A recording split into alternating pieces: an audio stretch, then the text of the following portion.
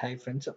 இப்போ வரைக்கும் நம்ம ஃபண்டமெண்டல் டேட்டா டைப்ஸ்ங்கிறது இம்யூட்டபிள், அப்புறம் ஆப்ஜெக்ட் ரீயூசபிலிட்டி இதெல்லாம் இந்த கான்செப்ட் எல்லாம் நம்ம பார்த்தோம்.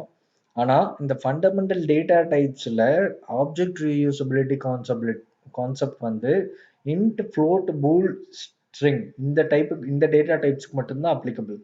காம்ப்ளெக்ஸ் டேட்டா டைப்புக்கு அது ஒர்க் அவுட் ஆகாது. ஓகேவா? இப்போ வந்து உங்களுக்கு இப்போ வரைக்கும் உங்களுக்கு அந்த இது தெரிஞ்சுக்கோங்க.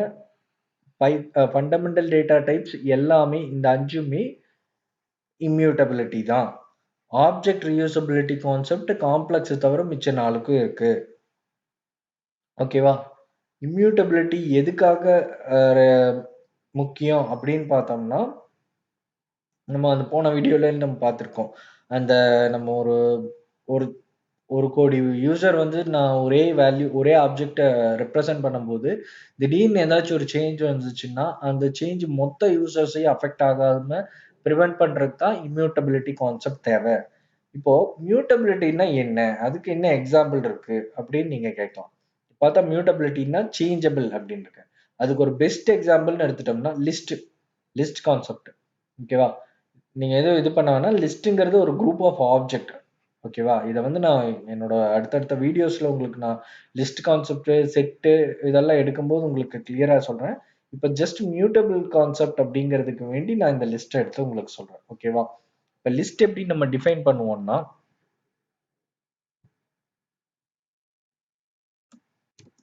லிஸ்ட் வந்து எப்பவுமே ஸ்கொயர் பிராக்கெட் குள்ளதான் ஒரு குரூப் ஆஃப் ஆப்ஜெக்ட்ஸ்.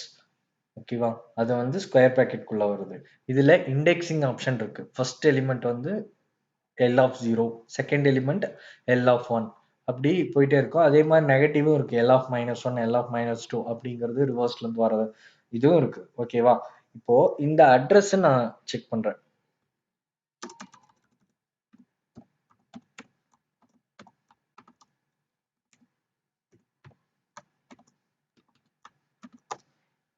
இது ஒரு ஆப்ஜெக்ட் கொடுக்குது. ஓகேவா?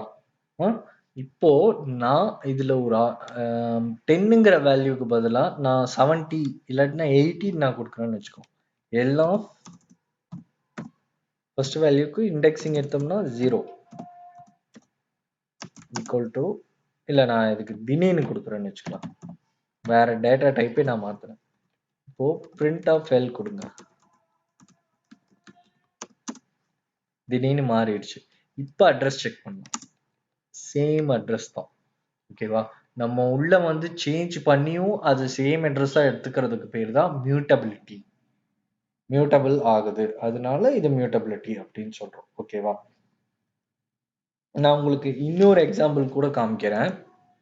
இப்போ நான் ரெண்டுன்னா எடுத்துக்கிறேன். இப்போ L1ங்கிறது வந்து Lங்கிறது 1020 பைத்தான் எடுத்துட்டேன். L2ன்னு வச்சு L2 வந்து Lக்கு ஈக்குவல் அப்படின்னு சொல்றேன் நான். ஓகேவா? இப்போ L2க்கு என்னவா இருக்கும் value? Print of L2 same L1ஓட வேல்யூ தான். இப்போ நான் L1க்கு என்ன லொகேஷன், L2க்கு என்ன லொகேஷன் பார்ப்போம். அதே இதுதான் Lக்கும். ரெண்டோட ஆப்ஜெக்டும் சேம் ஆப்ஜெக்ட் தான்.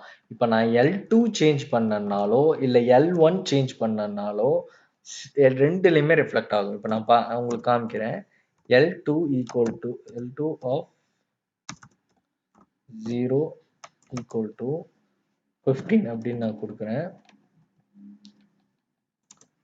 15 மாறிடுச்சு, இங்கேயும் 15 மாறிடுச்சு. இதே சேஞ்சஸை நான் Lல கொடுத்தனாலும் ரெண்டுலையுமே சேஞ்ச் ஆகும். புரிஞ்சுச்சா? இப்போ வரைக்கும் உங்களுக்கு தெரிஞ்சிருக்கும் ஃபண்டமெண்டல் டேட்டா டைப்ஸ், இம்யூட்டபிலிட்டி, அதில் ரீயூசபிலிட்டி, ஆப்ஜெக்ட் ரீயூசபிள்ங்கிற கான்செப்ட் காம்ப்ளெக்ஸ் இதுக்கு மட்டும் கிடையாது. இது ஒரு ஆப்ஜெக்ட் நம்ம கிரியேட் பண்ணோம்னா அதை வந்து எந்த சேஞ்சஸும் பண்ண முடியாது. அந்த ஆப்ஜெக்டை அப்படி மீறி நம்ம பண்ண ஒரு புது ஆப்ஜெக்ட் கிரியேட் ஆகி அதில் தான் நம்மளுக்கு அவுட்புட் வரும். இதுதான் இம்யூட்டபிலிட்டி கான்செப்ட்ங்கிறது. மியூட்டபிள்ங்கிறதுக்கு பெஸ்ட் எக்ஸாம்பிள் வந்து லிஸ்ட். நம்ம உள்ள என்ன சேஞ்ச் பண்ணோம்னாலும் சேம் ஆப்ஜெக்ட்லயே சேஞ்ச் ஆகிறது போயிட்டு தான் மியூட்டபிலிட்டி. உங்களுக்கு புரிஞ்சுச்சா? இந்த வீடியோ பிடிச்சிருந்ததுன்னா லைக் பண்ணுங்க, சப்ஸ்கிரைப் பண்ணுங்க, உங்க ஃப்ரெண்ட்ஸுக்கு ஷேர் பண்ணுங்க.